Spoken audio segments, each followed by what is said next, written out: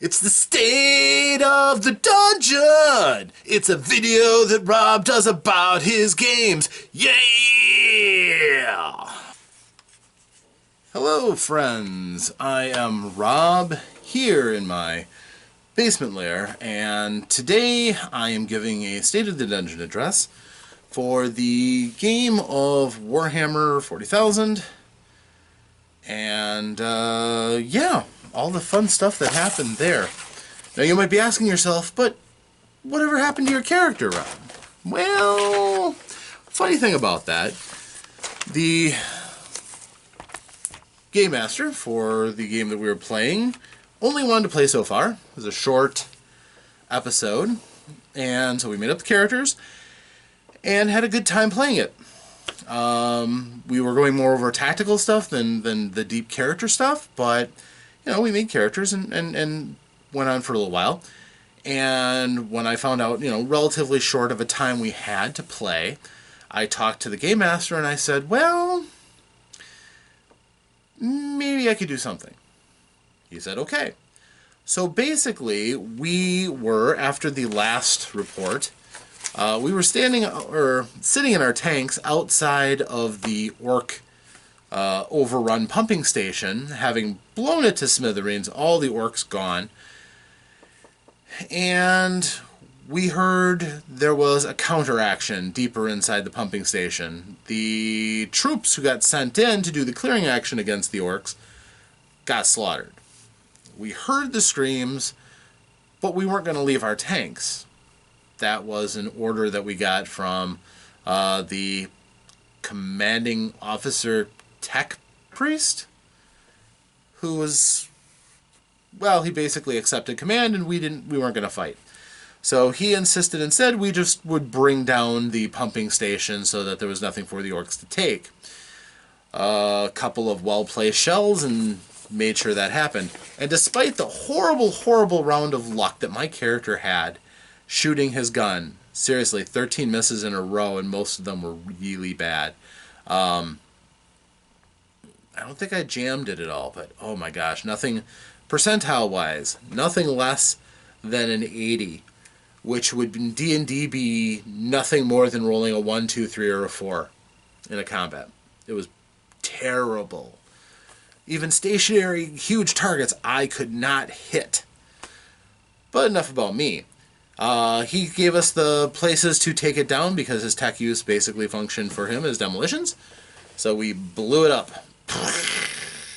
Any last hope that those guardsmen had, which was really none. Orcs in close encounters is not a good thing for a guardsman. Especially since they weren't stormtroopers, they were just your normal flak-wearing guardsmen. However, the GM had drawn out a kind of a quick sketch of the pumping station, and there was a whole other section that we didn't deal with. It was a pipe we could have gone into. We didn't, because I didn't know it was a pipe, and nobody else cared that much. We were just interested in making sure we didn't die, and getting up close with orcs didn't sound like a good thing. Our group was probably as well equipped to deal with them as anything. I mean, I had my flamer, we had stubbers, we had decent weapons against orcs. Unless he threw something big and nasty, we were in pretty good shape. I think I even had my missile launcher with. But Tech Priest reported back, all's clear. They asked, was the position put down? He said, yep. And they said, okay, come back to base. So we did. The GM said, you know, you left this whole area right here. We're like, oops. I honestly, from the drawing, did not see that as an extra place we were supposed to go. So we got back to base. We basically got decommissioned. The DM got up, walked over, and I went over in the spot and said, okay, keep your characters out. We got a little more to do.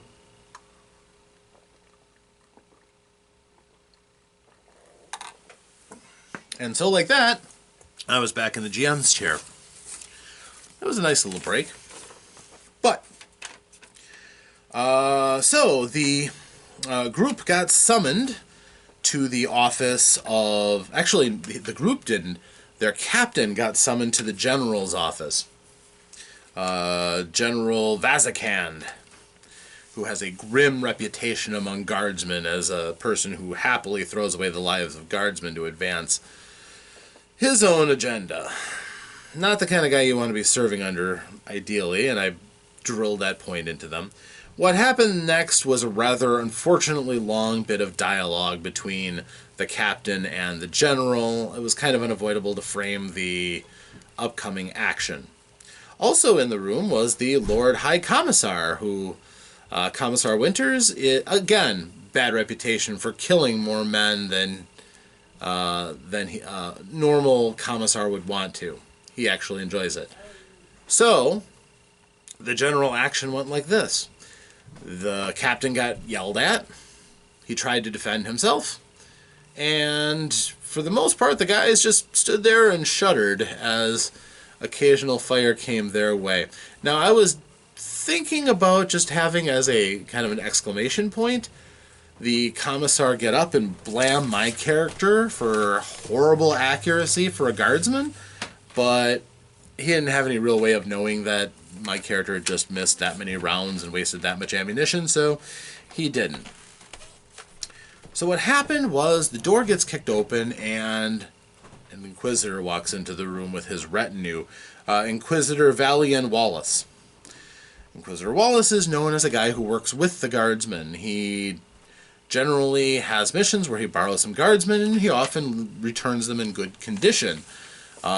He usually does his thing and then just leaves without doing a great deal. He's not really hated by the Imperial Guard. As a matter of fact, many of them respect him for a guy who gets things done, and oftentimes he leaves things in better shape than when he arrived. But he's an unknown, a question mark.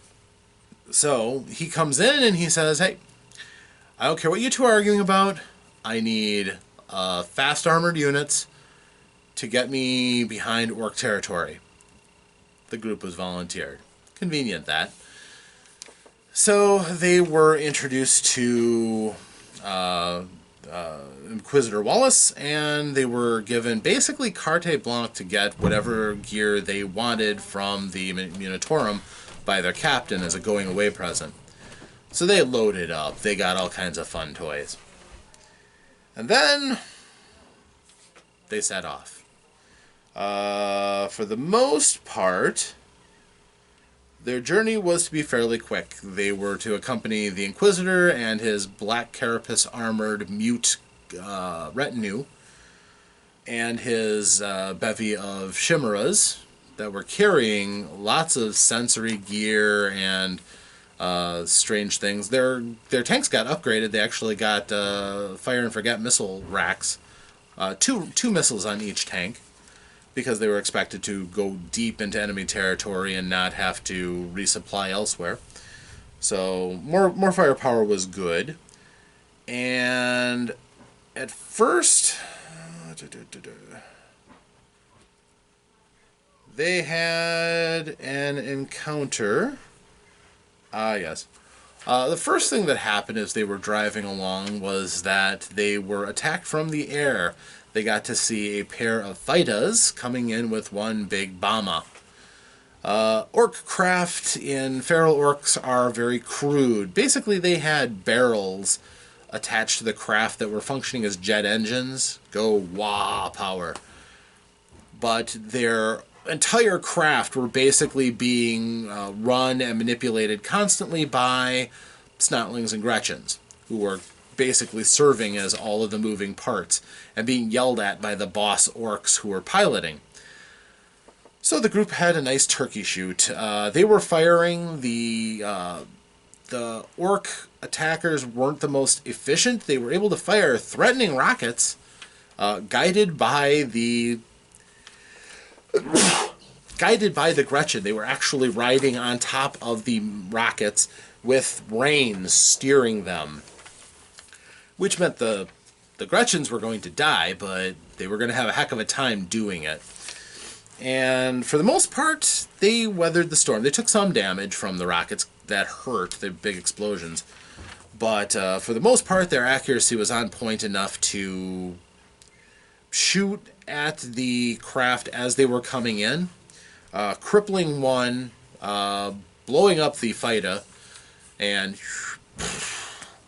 then they started going after the bomber. The bomber finally dropped one bomb. It was basically a bomb with a big balloon that inflated quickly over it, and a Gretchen was driving the thing on a bicycle, which was causing a fan behind him to push the bomb closer to them. So it was still being guided, again, by a Gretchen who was squawking while being shot at. Well, they shot down the balloon and caused the bomb to blow up prematurely. And then they trained their guns on the bomber, and as they blew off the armor off of the thing, they made it open-topped, which allowed them to shred the pilot pretty quickly. But it revealed the entire thing was just one squirming mass of Gretchen who were going around, who were constantly holding things together and causing things to work and yelling orders to each other. It was gloriously orky. Finally, the group trained fire on the last fighter. The Chimeras weren't idle. They were aiming their multi-lasers, and they were trying to shoot down the bombs too. But for the most part, the tanks and their big cannons were the main weapons that the group used to take on these foes. So they drove along. They had a bit of a chance during a campsite to talk to the Inquisitor, who treated them as normal folk. It seemed like he was pretty happy to talk to them because his retinue couldn't. They're mute, so he had guardsmen to talk to. So he sat around with them and talked. Seemed like a pretty decent guy. He revealed to them that the whole point of where they're going, they're looking for a fallen Sisters of Battle Basilica that they had originally left on this planet that was destroyed by meteor activity. In the wake of the meteors, strange things happened, and the planet was considered to be cursed. However, a few thousand years and that those records being wiped out, eventually settlers founded a new hive, and the population grew to this being a hive world. So his purpose was to go and get a relic that was lost in the Basilica that would be needed on another battlefront. And it was his quest. He had been working for years to come to this point. So the group was, okay, well, this is what we're doing. So they understood that a bit more. He also said something about the Eldar having something to do with this all, so yay! So the next day they traveled, and they were cutting through some forested land, some jungle, and there was a broken road that they were following that never sunk to the point where the tanks couldn't get over it. It was still visible enough, and even when it was submerged, it was only submerged by at most a foot or two. So their tanks were still easily able to get through. Chimeras and the Leman Russ are very, very rugged. Even if they're not completely amphibious without preparation, they're still pretty tough for all terrains. So they were going along, and all of a sudden the group got attacked by a horde of feral orcs from all sides. These, however, were Luta orcs.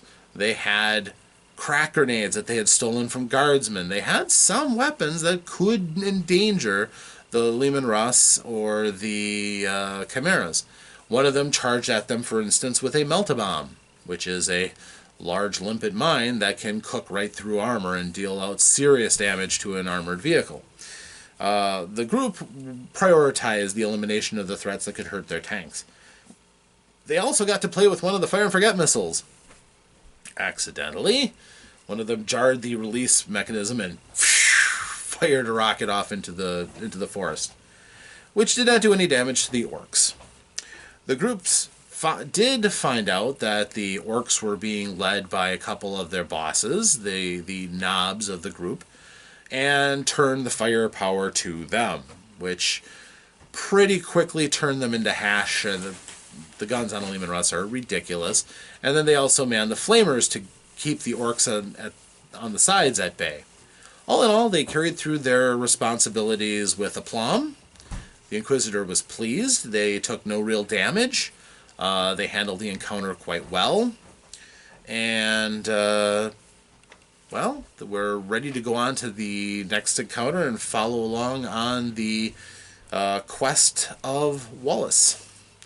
So, thanks for joining me. I will be relating the next step of the adventure when next we get to it. So, I'm Rob. Thanks again.